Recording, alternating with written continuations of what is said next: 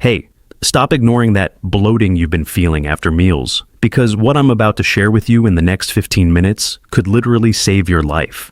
And I don't say that to be dramatic or to scare you.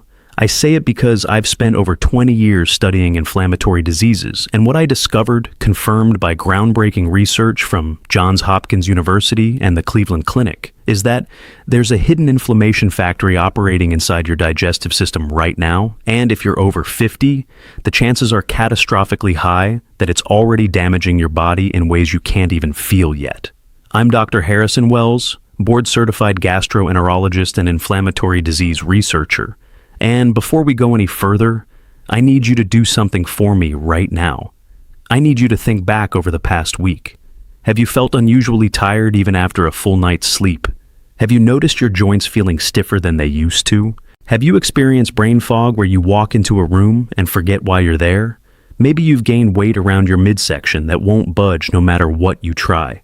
If you answered yes to even one of those questions, what I'm about to tell you is absolutely critical. Because those aren't just normal signs of aging. Those are warning signals that your gut microbiome has been compromised and is now actively producing inflammatory compounds that are silently attacking your heart, your brain, your joints, and even your DNA.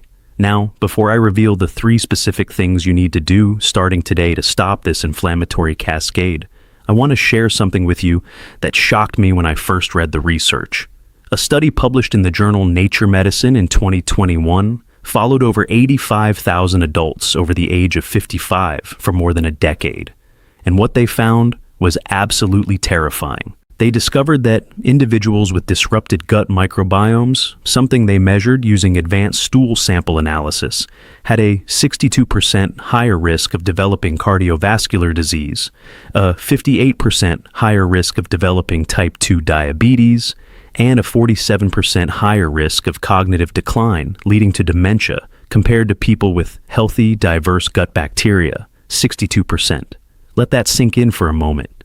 That's not a small increase. That's more than half your risk, just from having an unhealthy gut. And here's what makes this especially devastating for people in our age group.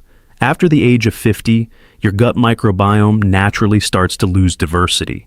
It's a biological reality that researchers at Stanford University School of Medicine have documented extensively. They found that adults over 60 have, on average, 35% fewer beneficial bacterial species in their intestines compared to adults in their 30s. Think about that like a rainforest slowly being cleared.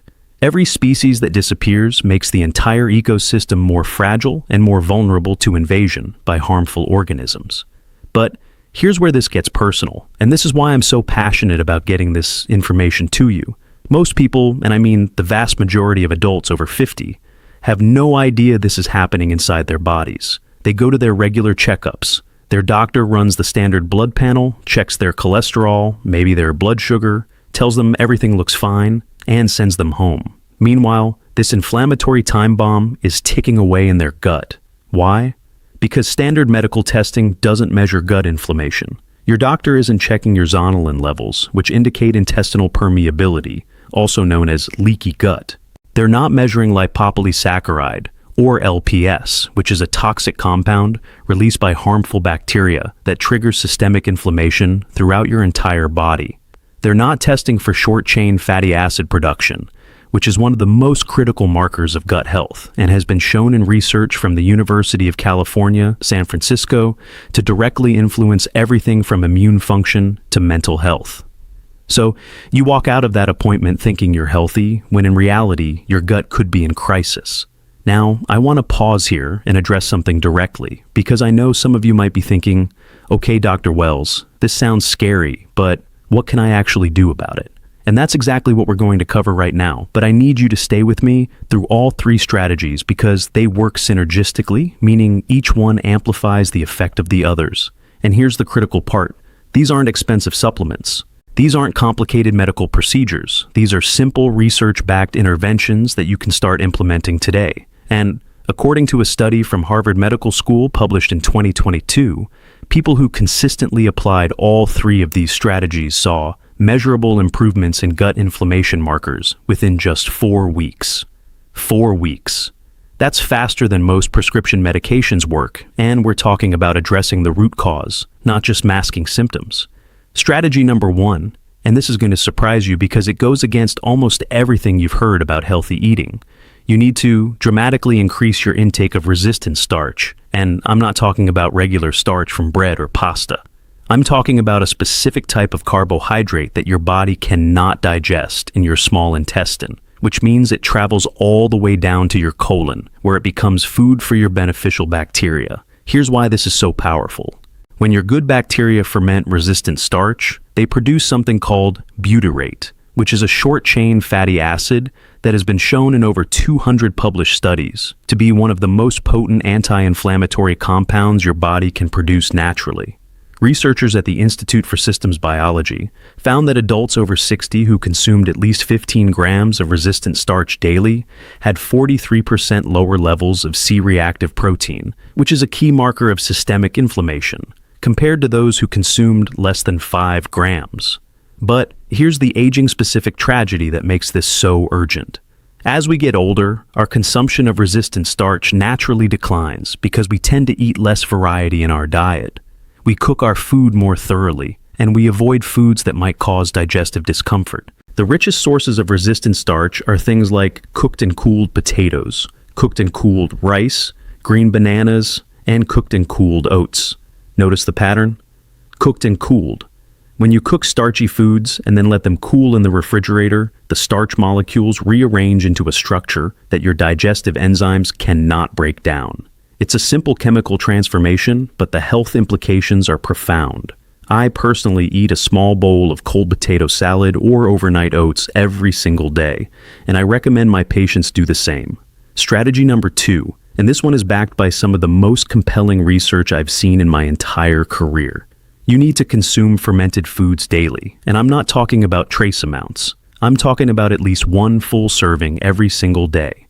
A groundbreaking study from Stanford University, published in the journal Cell in 2021, took a group of adults and divided them into 2 groups. One group ate a high-fiber diet, the other ate a diet rich in fermented foods like yogurt, kefir, sauerkraut, kimchi, and kombucha. Both diets were healthy, but only the fermented food group showed dramatic reductions in 19 specific inflammatory proteins, several of which are directly linked to cancer progression, cardiovascular disease, and neurodegeneration. What's happening here at a biological level is absolutely fascinating. Fermented foods contain live beneficial bacteria, but more importantly, they contain metabolites. These are compounds produced by bacteria during fermentation that have direct anti-inflammatory effects in your gut lining. These metabolites strengthen the tight junctions between your intestinal cells, which prevents toxins from leaking into your bloodstream. Think of your gut lining like a brick wall. In a healthy gut, those bricks are tightly sealed together. But when you have chronic inflammation, gaps start forming between the bricks, and suddenly all kinds of harmful substances that should stay inside your intestines are now circulating through your blood, triggering immune responses throughout your entire body. A study from the University of Leipzig in Germany found that adults over 65 who consumed fermented foods at least 5 times per week had 51% lower markers of endotoxemia, which is essentially bacterial toxins in the bloodstream, compared to those who rarely consume fermented foods. And here's a critical tip that most people don't know. Not all fermented foods are created equal. You need to look for products that contain live active cultures and haven't been pasteurized, because pasteurization kills the beneficial bacteria. Most commercial sauerkraut on grocery store shelves has been pasteurized for shelf stability. You need to find refrigerated versions, or better yet, make your own. It's incredibly simple. I teach my patients how to make basic sauerkraut at home, using nothing but cabbage, salt, and a jar. Within 1 week, you have a probiotic-rich food that costs pennies and contains billions of beneficial bacteria per serving. I have mine with breakfast every morning, usually just 2 or 3 forkfuls alongside my eggs. The research shows you don't need massive amounts. Consistency is what matters. Your gut bacteria need a steady supply of reinforcements, not occasional flood events followed by drought. Strategy number 3, and this is where we tie everything together. You need to eliminate or dramatically reduce your consumption of emulsifiers and artificial sweeteners, particularly if you're over 50. Now, I know what you might be thinking. Dr. Wells, I don't eat that much processed food. But here's the shocking reality.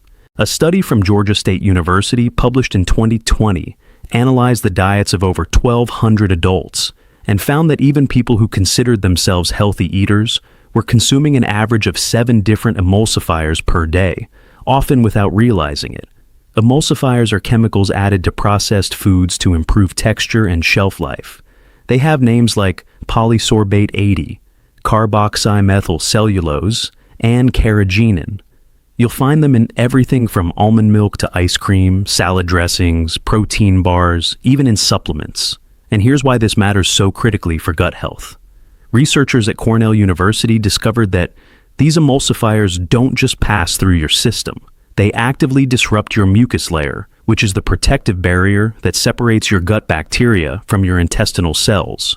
When that mucus layer thins, harmful bacteria can get much closer to your intestinal wall, triggering inflammation and immune responses.